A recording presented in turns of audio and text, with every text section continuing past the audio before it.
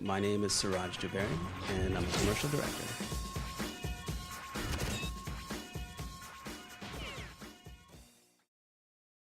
Commercials really are very short storytelling. They're 30-second stories, sometimes 20 and sometimes 15 and 10 seconds. And you have to pack a lot of information into a very small piece. But I think it's important to note that in commercial directing, it's the agency that comes with the initial idea that gets played back and forth with the client, and then after whatever, 6-8 months, they finally agree on an idea, and then it's my job to sort of realize it and bring a vision and direction to it, and talk about every single aspect of the film and explain to the client what my vision is, from casting to location to wardrobe, to the aesthetic look, the framing, the camera work.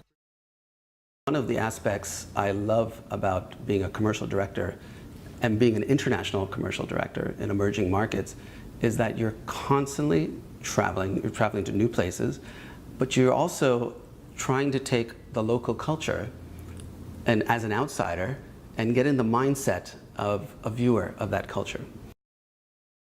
King Kong, well, the inspiration, the agency thinks of the concepts, in terms of the overall, the broad strokes, what they want to communicate, and it's my job to bring a vision to it, artistically and aesthetically, and describe every element of how this film will, materialize. Rio is not the most safe place in the world, so first off, and I wanted to get a lot of street texture. I really wanted to get the people and how they, how they come out of their homes, and just get the whole living organism of Rio life. And I went onto the streets, and I have a Bolex Super 16mm camera. I could do what I wanted and everything. So I was shooting a lot of that texture stuff that you see where, person sweeping or on the beach, the guy exercising. All these images were just impromptu, slice of life images that I gathered, walking around the city looking for locations, actually. I came to India to revamp, sort of launch MTV India, and they wanted me to do very slick, refined, very sophisticated imagery to launch it.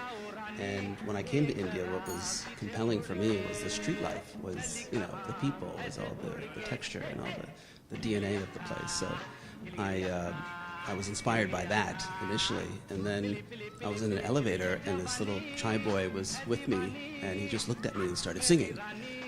And I just thought, this is hilarious. Only in India would you get, everyone being a performer.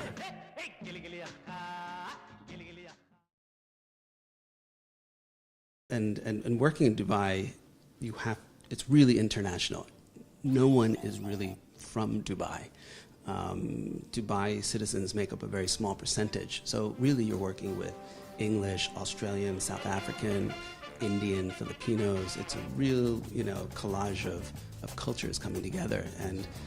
And I would say it's truly an international place. It's not like people have lived all their life there and you have this immigrant population that's lived there.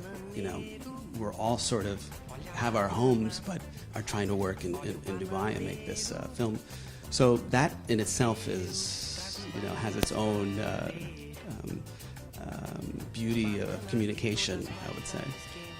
And then you have different styles, different styles of how people work. So you really have to, as a director, you have to really keep, very conscious of all these different cultures and how best to communicate to everyone. But I have a great team in Dubai, and we pulled off an extraordinary film. Yeah, I think for me, my favorite projects are the ones where I had the most control and I had the most freedom. I did a film last year where the client was not on the shoot. It was just an agency creative, but he had already left the agency, and he was very friendly with me, and we know each other, so there was no stress. And I basically took my 16mm Bolex, wound it up, and I went to the markets, and I went to all over Dubai to show the other side of Dubai. And it was probably one of the nicest, beautiful films I've done.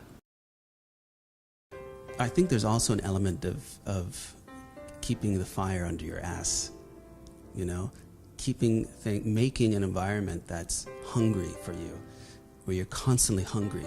Because after you achieve certain things, you sort of, okay, I've done that, great, let's move on. You have to always have this carrot that's dangling in front of you, and you have to keep the fire under your ass to constantly challenge yourself and constantly look at what you're doing, and is it the best you can do? What are the other things that interest you? Maybe you can do something there. You always have to be almost like the underdog. Don't ever get too comfortable. Everyone has their own story in the film business of how they became successful or how they got that opportunity. There is going to be a doctor and you get a PhD and you know all the steps that lead to it. In film and these creative spheres, there is no way to do it. There's no correct way to do it. It's just your way.